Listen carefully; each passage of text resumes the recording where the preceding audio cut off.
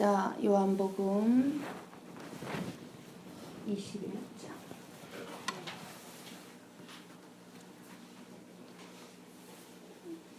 24절에서 25절 말씀입니다. 우리 같이 한 목소리로 보고 읽고 듣습니다. 이 일들을 증언하고 이 일들을 기록한 제자가 이 사람이라. 우리는 그의 증언이 참된 줄 아노라. 예수께서 행하신 일이 이 외에도 많으니 만일 낱낱이 기록된다면 이 세상이라도 이 기록된 책을 두기에 부족할 줄 아노라. 아멘. 아멘. 여러분, 순간순간 감사하며 살아오셨습니까? 여러분들이 순간 감사를 잃어버렸다면, 잃어버린 시간들이 있었다면 분명히 그 시간은 염려와 근심, 걱정의 시간들로 채워졌을 것입니다. 그러나 순간순간 여러분들이 감사를 잃어버리지 않았다면 하나님이 주시는 평안이 여러분의 마음을 가득 채웠을 것입니다. 영구와 맹구가 이야기를 나누고 있었어요. 그래서 영구가 이런 얘기를 합니다.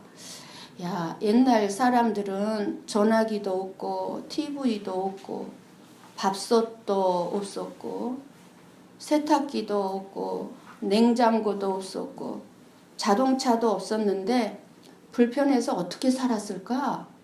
그렇게 얘기합니다. 가만히 생각하던 맹구가 무릎을 탁 치면서 대답합니다. 그래서 못 살고 다 죽었잖아.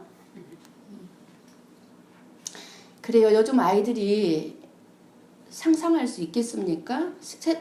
밥솥 없는 세상을 상상할 수 있겠습니까? 어떻게 밥을 하는지 아이들이 어떻게 알겠어요? 밥솥이 없는데. 아이들은 태어나면서부터 밥솥이 밥을 해주는 것을 보고 자란 저 아이들이 무엇을 알겠습니까? 그죠? 맞는 말 같기도 해요. 다 죽었잖아. 저와 여러분에게 성경 말씀이 없다면 어떻게 우리가 지금 살아가고 있을까요? 아마 몸은 살아있다 할지라도 생명이 없는 삶을 우리는 살아가고 있을 것입니다. 기록된 성경을 우리에게 주신 것은 엄청난 축복임을 우리는 절절히 알 수 있어야 합니다. 이 말씀, 성경책이 우리에게 있다는 거.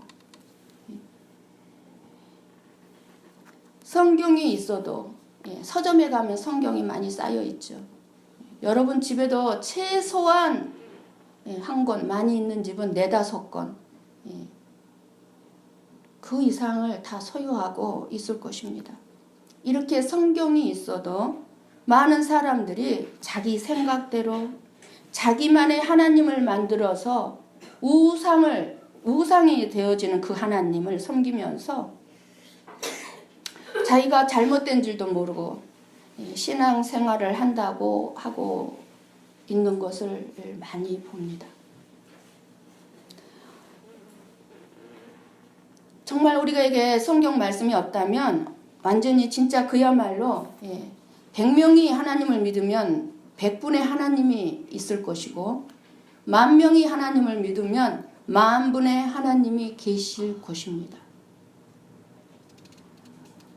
옛날에 어느 정승이 자기 집에서 말들을 키우는데 그 말발굽이 필요해서 말발굽 하나를 가지고 대장간에 가가지고 100개를 만들어 달라고 부탁을 했습니다.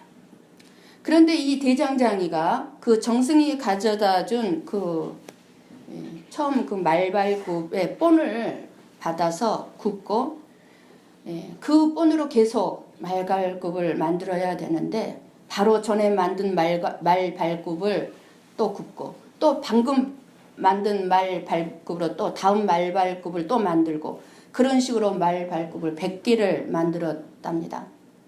그래서 정승이 와서 100개의 말 발굽을 주었는데 이 정승이 가지고 가서 말 발굽을 맞춰보니까 3개에서 4개밖에 맞지 않더랍니다. 무엇을 말씀하고자 합니까? 이와 같이 사람들의 말을 전해 듣고 믿는 하나님은 결국 살아계신 하나님이 아니라 우상 하나님으로 변질되어 버리는 것입니다. 그래서 우리나라에 어린 아이들을 낳으면은 어린 아이를 갖지 못하거나 어린 아이를 낳으면은 삼신 할머니께 기도하고 빌죠. 저는 가만히 이렇게 생각해보면 이 삼신 할머니도 이 옛날에 어른들이 말씀이 없었기 때문에 하나님에게서 온 생명은 누가 주십니까? 하나님이 주시는 거죠. 그 하나님 앞에 빈다는 것이 변질되고 입으로 전해져 내려오다 보니까 결국에는 삼신 할머니로 변해버린 것 같아요. 이렇게 무섭게 신앙이 변질돼 버리고 말죠. 그러나 성경을 우리에게 주심으로 변함없는 살아계시는 하나님을 올바로 알고 믿을 수 있을 뿐만 아니라 우리가 잘못 가다가도 말씀을 듣고 말씀을 보고 그래서 우리가 올바로 다시 하나님께로 돌아올 수 있으니 얼마나 엄청난 복입니까? 여러분 이것이 우리의 인생의 가장 큰 복입니다. 우리의 인생이 파란만장한 수많은 사람들의 공통적인 말이 무슨 말입니까? 내 인생을 소설로 쓰면 몇 권이 될 것이야. 어찌 이루 말로 다 기록할 수 없는 그런 인생을 살아왔노라고 말하는 사람들이 많이 있습니다. 아마 여러분 가운데도 그럴 거예요. 내가 살아온 삶을 책으로 기록한다면 몇 권이 될지 몰라. 이렇게 한 사람의 인생도 이렇게 다 기록하기 어렵다면 하나님이신 그 예수님의 행한 기적이나 표적 등 그리고 그 모든 말씀들을 또한 어찌 다 기록할 수 있겠습니까? 말로나 글로 표현을 다 할 수 없으리라는 생각이 듭니다. 오직 하나님의 자녀들에게 꼭 필요한 것만 기록되어져 있기에 이 정도인 줄 믿습니다. 이것도 많죠. 이것도. 성경 말씀이 왜 기록되어졌다고 했습니까? 바로 요한복음 20장 바로 앞장입니다. 21장 바로 앞 20장 30절 31절을 한번 우리가 같이 보고 읽고 듣습니다. 바로 요한복음 20장 오늘 본문의 말씀하고 동일한 연결된 말씀이 될 것입니다.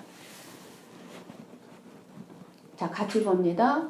예수께서 제자들 앞에서 이 책에 기록되지 아니한 다른 표적도 많이 행하셨으나 오직 이것을 기록함은 너희로 예수께서 하나님의 아들 그리스도이심을 믿게 하려 함이요 또 너희로 믿고 그 이름을 힘입어 생명을 얻게 하려 함이니라. 아멘. 아멘. 저와 여러분이 예수 그리스도께서 하나님의 아들인 것을 믿게 하고 그리고 예수 그리스도를 힘입어서 생명을 얻게 하려고 성경을 기록했다는 거예요. 그러니 여러분들은 이 시간에도 말씀을 잘 들으시면서 예수님을 믿고 생명을 얻어야 하고 저는 여러분에게 예수님을 믿고 생명을 얻을 수 있도록 말씀을 말씀되게 잘 전해야 하는 것입니다. 어떤 목사님이 설교하시면 예배를 드리면서 오전 예배 드리면서 죄에 대하여서 아주 강하게 설교를 하였습니다. 그러니까 오후에 어느 여집사님 한 분이 목사님을 찾아와서 말합니다. 목사님이 전하는 설교에서는 죄에 대하여 너무 직설적으로 말씀하시기 때문에 다른 성도들이 그 말씀을 듣고 교회에 나오지 않겠다고 그러네요. 앞으로 너무 그렇게 죄에 대해서 듣기 힘들고 무섭게 말씀 안 하시면 좋겠어요. 그 집사님의 충고를 듣고 있던 목사님이 일어나더니 약들이 있는 곳으로 갔습니다. 그리고 독약이라고 써진 약병을 들고 왔습니다. 그리고 말합니다. 집사님께서 나에게 하시는 말씀 그 뜻은 잘 알겠습니다. 그런데 이 약병에 뭐라고 써있지요? 독약이라고 써있지요. 그럼 독약이라고 쓴 이 글씨를 바꾸라는 말씀이지요. 제가 이 독약이 든 병에서 독약이라고 쓴 글씨를 지워버리고 여기다가 벌꿀이라고 써붙이면 좋을까요? 여러분 좋겠습니까? 그리고 교회에 나오는 모든 성도들에게 벌꿀이라고 써붙여서 주면 되겠습니까? 사람이 듣기 편하고 위로가 되는 좋은 말만 하는 것이 좋은 설교 말씀이 아닙니다. 집사님, 마음을 즐겁게 해주고 편하게 해주고 영혼을 죽이는 설교는 하나님 말씀이 아닙니다. 하고 말해 주었습니다. 사람들은 저나 여러분이나 죄를 지적받기는 싫어합니다. 그러나 저나 여러분을 영원히 살게 하는 생명을 얻게 하기 위해서는 하나님의 말씀을 그대로 전해야만 합니다. 하나님이 가장 싫어하시는 것이 죄입니다. 그래서 예수님은 우리의 죄를 짊어지고 죽기 위해 이 땅에 오셨다는 말씀이 기록된 것이 성경입니다. 오늘로 요한복음 강해를 마치게 됩니다. 저는 1년 약 8개월 동안 이 요한복음 말씀을 여러분과 함께 나누었는데요. 목사 안수를 받기 전에 제가 한국에 가서 40일 침묵 기도를 할 때 누가복음과 요한복음을 묵상하면서 내가 지금까지 알고 믿었던 하나님, 그렇게 그 하나님께 수없이 그렇게 기도를 하고 금식을 하고 그렇게 내가 알고 있었던 그 하나님이 아니라 나를 위한 하나님으로 알았던 그 하나님이 아니라 그 하나님은 내가 만든 우상 하나님이었음을 깨닫게 해주셨습니다.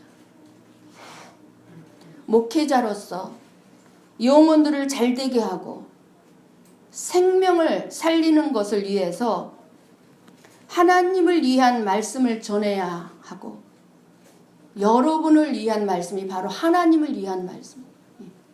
오직 하나님을 위해서만이 나는 말씀을 전해야 하고 오직 그 하나님의 마음을 여러분들이 알도록 이끌고 계심을 느끼고 알게 되었어요.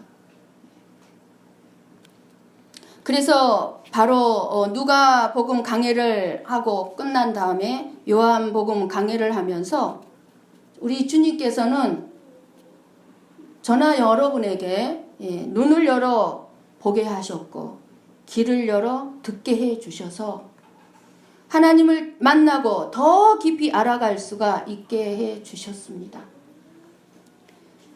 이렇게 성경 말씀이 우리에게 주어지지 않았다면 아마 저와 여러분에게 정말 끔찍한 일들이 우리들 앞에 놓여졌을 것입니다.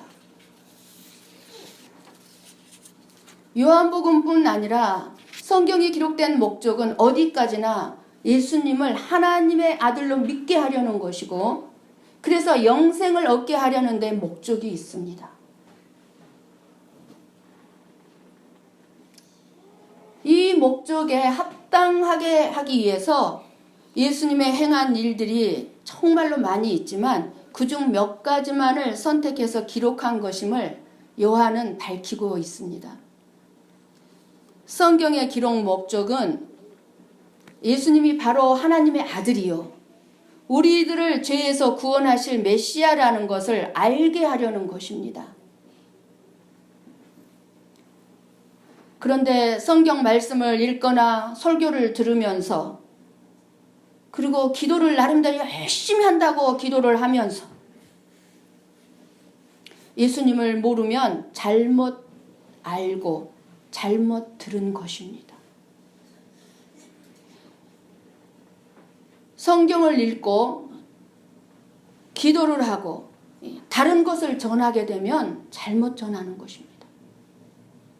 성경의 목적에 맞게 전해야 되고 성경의 목적에 맞게 가르쳐야 되는 거예요. 성경의 목적이 뭐라고 그랬죠? 30절 31절에 나와 있지만 뭐예요? 이 세상 역사, 우리들의 인간적인 살아가는 철학, 과학, 아니면 윤리 도덕을 가르치는 것이 아닙니다. 성경은 예수님이 하나님의 아들임을, 그리고 예수님이 메시아라는 것을 가르칩니다. 구원자라는 것. 이것은 단지 요한복음뿐만 아니라 다른 성경도 다 마찬가지. 다른 것도 내용이 좀씩 다를 뿐이지. 모든 책은 기록한 그 사람의 의도를 알고 제대로 보고 제대로 이해해야 하는 것이죠. 그리고 이 성경이 기록되어진 목적은 그 예수님을 바로 알고 바로 믿어서 그때 우리가 생명을 얻게 하려는 것이라는 거예요. 그냥 우리의 생명을 이 땅의 삶을 연장해 주는 것이 아니라, 정말로 저는 우리 목사님 돌아가시는 그것이 엄청난 충격이었고, 이게 뭔가, 내가 지금까지 기도하고 신앙생활 해온 이게 뭔가, 그것을 통해서 생명이 무엇인지 눈을 열게 하셨고 길을 열어주셨던 것입니다. 생명이 뭡니까? 하나님의 나라를 들어갈 수 있는 생명입니다. 하나님 나라를 들어갈 수 있는 생명. 그 예수님의 이름에는 권세가 있습니다. 그 이름을 힘입어 그 이름만이 우리 삶의 능력이 나타납니다. 근데 우리가 영적인 삶을 살게 되면 그 능력을 경험할 수 있습니다. 풍성한 능력과 삶을 우리는 현재 지금 삶 속에서 누릴 수가 있습니다. 누려야 합니다. 아니. 죽기 직전에 믿고 천국 가면 되지 말하는 사람들이 있는데 얼마나 어리석은 생각입니까? 왜냐하면 우리가 언제 죽을지 모르기 때문에 우리는 항상 하나님 나라에 들어갈 준비를 하면서 살아야만 합니다. 하나님이 주신 풍성한 삶을 누리지 못하고 죽는다는 것은 안타까운 일이기 때문입니다. 하나님 나라를 이 세상에서부터 앞당겨서 우리는 누리면서 살아야 합니다. 이 세상에서도 예수님의 이름의 권세를 내가 누리며 살아야 합니다. 여러분, 예수님의 이름의 권세를 누리며 살고 있습니까? 여러분, 오늘 본문의 24절 말씀을 눈으로 보세요. 24절, 오늘 본문 24절. 이 일들을 증언하고 이 일들을 기록한 제자가 이 사람이라 우리는 그의 증언이 참된 줄 아노라. 여기서 이 일들을 증언하고 이 일들을 기록한 제자. 그러니까 여기 두 번 나오죠. 이 일들을. 그러니까 요한복음에 기록된 모든 예수님께서 행한 일들을 말하고 있습니다. 요한복음에 기록된 예수님의 행한 일들을, 그리고 그의 증언이 나오죠. 그의 증언이 참된 줄 아노라. 여기서 그의는 누구예요? 이 요한복음을 기록한 사도 요한을 말합니다. 그러니까 사도 요한의 증언이 참되다는 것입니다. 거짓이 없는 진실하고 성령이 감동된 목격자임을 말하고 있습니다.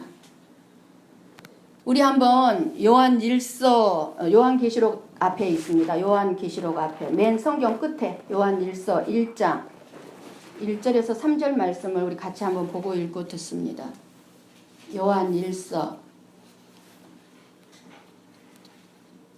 요한계시록 앞에 있습니다. 요한일서 1장 1절에서 3절 같이 봅니다.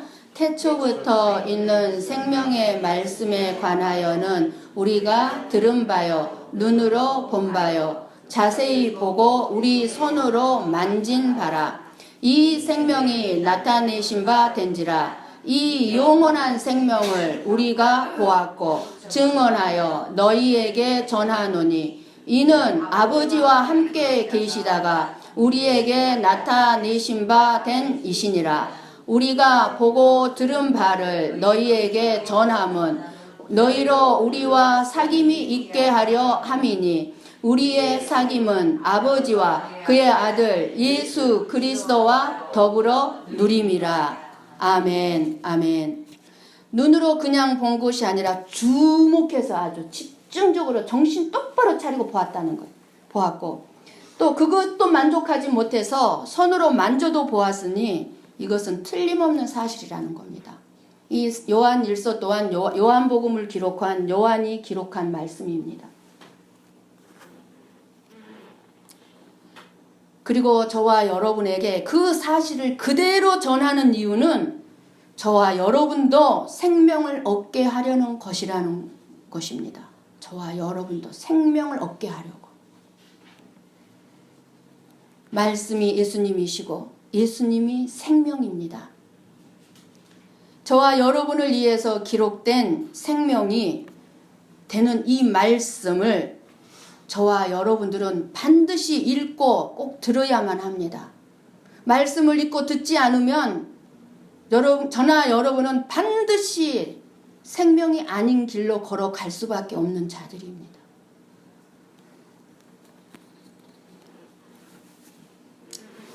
어느 그 공산주의 나라는 어느 나라인지는 모르겠습니다. 그 자기 나라에 찾아오는 애국인에게 이미그레이션의 그 세관원이 이렇게 묻는다고 합니다. 혹시 총이나 마약이나 성경을 가지고 있으면 신고하셨다가 돌아가실 때 찾아가시기 바랍니다. 그것들은 너무 위험한 물건들이라서 우리나라에서는 개인이 소지할 수 없습니다. 그렇죠. 총이나 마약이나 성경은 대단히 위험한 물건입니다. 물론 지금 뭐 성경은 통과하지만 총이나 마약은 아예 비행기를 탈 수가 없으니까 위험한 물건이죠. 사랑하는 성도 여러분, 총이나 마약은 위험한 물건임을 알 것 같은데 성경책은 왜 위험할까요? 총, 마약, 성경은 동일하게 하는 일이 있습니다. 죽이는 일을 합니다. 총은 사람의 육신을 죽이고 마약은 사람의 정신을 죽입니다. 그리고 성경은 사람의 욕심을 죽이고 자아를 죽이고 죄를 죽입니다. 그러나 총이나 마약이나 성경의 원래 목적은 죽이는 게 아니라 살리는 데 목적이 있는 물건들입니다. 총은 나를 위험으로부터 자신을 보호해주는 가장 훌륭한 도구입니다. 우리나라를 보호해주는, 우리나라를 지켜줄 수 있는, 보호해주는 도구예요. 총은. 그리고 응급 환자를 살리는 일엔 작은 양의 마약이라 할지라도 특효약입니다. 마약.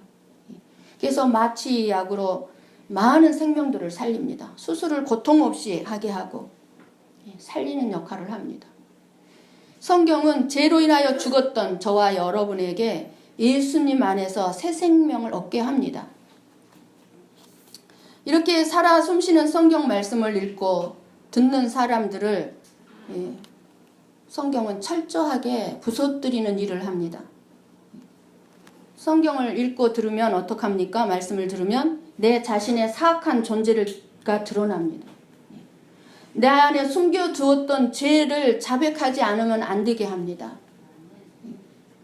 욕심과 거짓과 미움과 이선들을 다 드러나게 합니다. 성경 말씀은. 그리고 내 자신이 사망의 권세 아래에 있다는 것을 확연하게 깨닫게 합니다.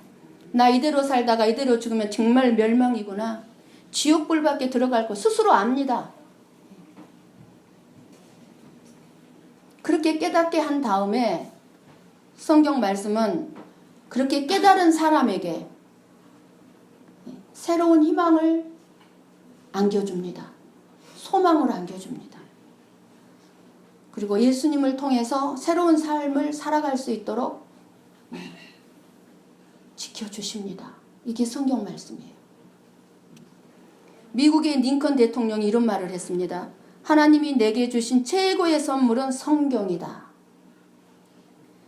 링컨 대통령은 매일매일 성경을 묵상하면서 삶의 지혜를 얻었다고, 그 미국의 나라를 통치해 나가고 남북 통일을 이루고 노예를 해방시키는 일에 오직 성경의 말씀을 읽고 말씀을 들음으로 지혜를 얻었다고 고백을 했습니다.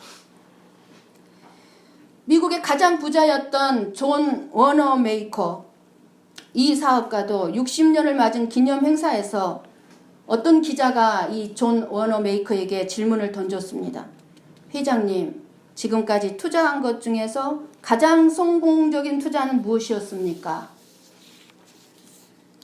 이 회장님은 그 질문에 대한 답변을 마음속에 알고 담고 있었다는 듯이 잠시의 머뭇거림도 없이 거침없이 이렇게 대답을 했습니다. 내가 10살 때 최고의 투자를 한 적이 있지요. 그때 나는 $2 75센트를 주고 예쁜 가죽 성경 한 권을 구입했답니다. 그것이 내 인생에 있어서 가장 위대한 투자였습니다. 왜냐하면 그 성경이 나를 만들었으니까요. 그 대답을 듣고 기자가 이렇게 또 다시 물었습니다. 그러면 모든 사람들이 성경만 구입하면 성공할 수 있나요? 그렇지 않습니다. 먼저 하나님을 믿고 말씀을 실천하며 잘못은 회개하고 살아야지요. 하나님을 신뢰하며 즐겁고 기쁘게 일하다 보면 성공은 어느새 내 옆에 다가와 있게 됩니다. 이렇게 대답을 했답니다. 미국의 16대 대통령인 에이브럼 링컨, 하나님이 내게 주신 선물, 최고의 선물은 성경이다. 이렇게 그때 당시에 복음의 전도자 D.L. 무디, 같은 시대를 살았던 존 워너메이커, 이들은 찢어지게 가난했던 어린 시절을 보냈던 사람들입니다. 찢어지게 가난했어요. 그러나 오직 하나님을 의지하며 자랐고 하나님의 말씀인 성경을 읽으면서 꿈을 꿨고 성경의 가르침을 실천했던 사람들, 그들은 실로 자기 자신에게 주어진 삶을 최선을 다해 살면서 그 모든 영광은 하나님께, 자기들이 받아야 될 모든 찬사도 하나님께 돌렸던 위대한 사람들이었습니다. 대부분의 사람들이 성경을 아는 것으로 만족하면서 사는 동안에 이들은 그들의 인생의 매 순간을 성경 말씀을 실천하면서 꿈을 성취하는 것으로 채워나갔던 것입니다.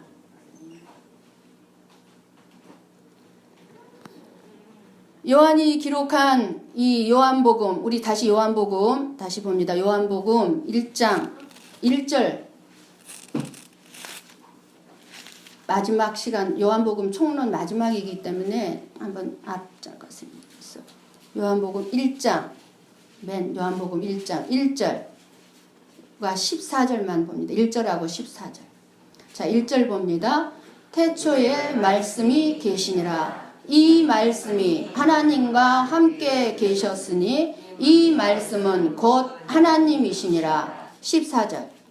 말씀이 육신이 되어 우리 가운데 거하심에 우리가 그의 영광을 보니 아버지의 독생자의 영광이요 은혜와 진리가 충만하더라. 그래서 요한은 이렇게 증언합니다. 요한이 본 것은 하나님의 말씀이요 그는 하나님이며 그는 하나님의 아들이며 그 안에 영생이 있다는 것을 증언하고 있습니다. 이 증언을 받은 사람들이 바로 그 현장에서 그 사건을 만나게 하기 위해서 물로 포도주를 만드신 기적에서부터 시작해가지고 요한복음에는 병 고친 이야기, 예수님의 생애에 대해서 또는 말씀에 대해서, 그리고 십자가와 부활의 사건을 증언합니다. 이렇게 열심히 증언하고 요한 1서 4장 끝에 가서 요한은 이렇게 기록하고 하나님은 사랑이시라. 사랑으로 결론을 맺습니다. 병 고치는 것이나 각종 기적, 죄를 들추어내는 말씀이라든가 회개하라는 말씀 등 모든 것을 통틀어서 하나님은 사랑이라는 것입니다. 그러므로 그 사랑 안에 내가 있고 내가 그 사랑을 알 때에 나는 하나님의 자녀가 되고 이것을 믿을 때 구원을 얻게 된다는 것을 말씀하고 있습니다. 요한복음서에서 요한은 정말 다른 성경에 기록되지 않은 많은 그 예수님에 대해서 증언을 합니다. 예수님은 누구다. 그러니까 예수님이 친히 말씀하셨죠. 나는 누구다라고. 무엇을 말씀했습니까? 나는 생명의 떡이다. 나는 세상의 빛이다. 나는 양의 문이다. 나는 선한 목자다. 나는 부활이요 생명이다. 나는 길이요 진리요 생명이다. 나는 참 포도나무다. 다 이게 예수님이 직접 말씀하시고 우리들에게 이렇게 열거한 나는 누구다, 나는 누구다, 나는 누구다 이 말을 종합적으로 합치면은 예수님은 하나님의 아들이요 하나님이다 라는 말씀이 됩니다. 그래서 요한은 마지막에 가서 요한복음 1장 14절에 그러죠. 내가 보니 독생자의 영광이더라. 증언합니다. 저와 여러분도 이거를 볼 수 있어야 돼요. 이렇게 증언할 수 있어야 돼요. 다른 사람에게. 내가 예수님을 보니 독생자의 영광을 볼 수 있어야 돼요. 은혜와 진리를 봐야 돼요. 이제 요한복음 전체의 마지막 말씀으로 25절 말씀은 우리들의 한계를 말하고 있습니다. 25절 여러분 눈으로만 보십시오. 예수님께서 행하신 그 많은 일들을 다 기록하면 이 세상에는 둘 곳이 없다는 것은 저와 여러분에게 이해가 되게 하는 한계를 느낀다는 거예요. 요한이 나를 이해시키는데 한계점이 있고 제가 여러분들을 내가 알고 있는 예수님, 내가 알고 있는 하나님을 이해를 시키는데 저도 한계를 느끼거든요. 여러분도 마찬가지예요. 여러분도 여러분이 믿지 않는 남편, 여러분이 믿지 않는 자녀들에게 예수님을 전하는데 여러분의 능력, 여러분의 지혜로는 한계를 느낄 거예요. 한계가 있다는 거예요. 수많은 기적 행했죠. 우리 예수님께서. 여러 행함의 증언들, 한계가 있다는 거예요. 그래서 요한복음은 7가지 기적만 기록이 돼요. 마태, 마가, 누가복음에 기록되지 아니한 것이 요한복음에 기록이 되어 있습니다. 요한복음에만 기록되어 있는 예수님의 기적들, 행함을 기록하는데도 한계를 느낀다는 거예요. 전달에 한계가 있다는 말씀입니다. 뭐예요? 경험한 자가 경험하지 못한 사람들에게 설명한다는 것은 어렵다는 거예요. 그렇죠? 여러분 전도해보면 느끼죠. 여러분들은 경험을 했는데 내가 경험한 것을 경험하지 못한 사람들한테 그거를 알게 한다는 것이 한계가 있다는 거예요. 그래서 이 요한은 자신이 보고 경험한 것을 설명하려고 이렇게 열심히 요한복음을 썼는데 다 쓰지 못했다는 것입니다. 다 쓰지 못했다는 거예요. 말씀이 육신이 되어 우리 가운데 거하신다는 것을 설명한다는 것은 사실 우리의 말로서 설명이 안 됩니다. 할 수가 없습니다. 말씀이 하나님이고 생명이고 예수님이다. 이게 어떻게 설명이 되겠습니까? 그냥 믿어지는 거죠. 그런가 보다. 내가 보니 독생자의 영광이요 은혜와 진리가 충만하더라. 사랑하는 성도 여러분, 오직 이것을 기록하면 여러분이 예수님을 알고 믿어 영생을 얻게 하려고 우리에게 성경을 주셨으니 부디 이 성경 말씀을 보고 읽고 들으셔서 쓴맛과 단맛을 맛보시기 바랍니다. 말씀을 듣고 보셔야 쓴맛인 내 죄를 보고 알게 되니 회개하게 되어 생명을 얻게 되는 것이고 단맛인 주님이 주시는 참된 평강, 평안, 기쁨, 감사가 넘치니 모든 근심 걱정이 내 마음에서 사라져서 풍부한 삶을 누릴 수가 있습니다. 예수님을 믿는다고 하면서도 아직 성경의 쓴맛과 단맛을 경험하지 못했다면 지금부터 신앙생활의 모든 목표를 성경 말씀의 맛을 경험하는데 갈망을 가지시기 바랍니다. 그보다 더 중요하고 급한 일은 저와 여러분에게 없을 것입니다. 하나님이 우리에게 주신 이 위대한 선물, 성경 말씀을 읽고 꼭 들으셔서 여러분들이 꼭 영원한 생명을 얻게 되는 위대한 축복을 누리시기를 축원합니다.